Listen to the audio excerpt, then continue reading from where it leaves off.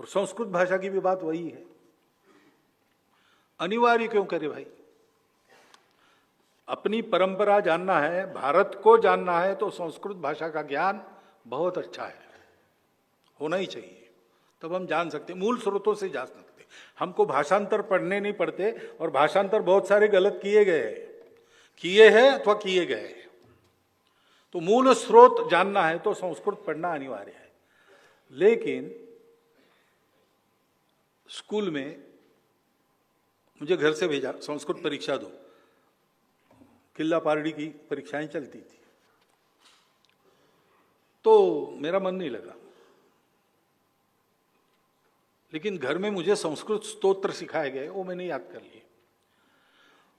और संस्कृत भारती की पद्धति जब मैंने देखी तो मैंने देखा कि संस्कृत के बारे में शंकित लोग भी उनके प्रशिक्षण वर्ग में आते हैं, 10 दिन में बोलचाल की संस्कृत सीख लेते बड़े आनंद से। सिखाने का तत्व यह है कि सिखाने वाला, उसकी उत्कृष्टता चाहिए, और छात्र के लेवल पर उतरकर उसको सिखाने की उसकी कला चाहिए। तो वो रस उत्पन्न कर सकता है शिक्षा में, क्योंकि शिक्षा बाहर से देना नहीं है, शिक्षा मनुष्य के अंदर के ज्ञान को प्रस्फुटित करने की कला है।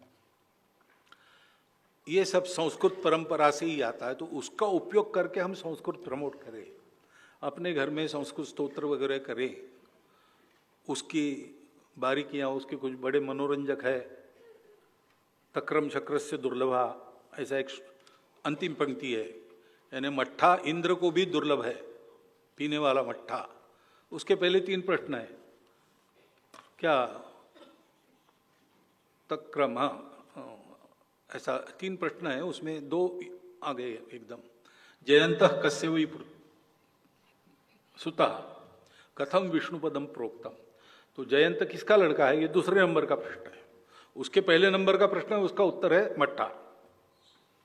हाँ, भोजनांते च किम पेयम, मट्ठा, भोजन के बाद क्या पीना है। जयंत कस्य वै सुता, इंद्र, जयंत इंद्र का पुत्र है। और कथम विष्णुपदम प्रोक्तम, विष्णुपद कैसा है, दुर्लभा। तो 3 प्रश्न पूछे, अंतिम पंक्ति में 3 उत्तर लिखे, तक्रम शक्रस्य दुर्लभा। उसका भाषण तो होता है मट्ठा इंद्र को दुर्लभ है। अब ये ऐसा बताते तो इंटरेस्ट उत्पन्न होता है। ये सारी बातें होती थी, ये करनी चाहिए, तो अपने आप बच्चे संस्कृत पढ़ेंगे।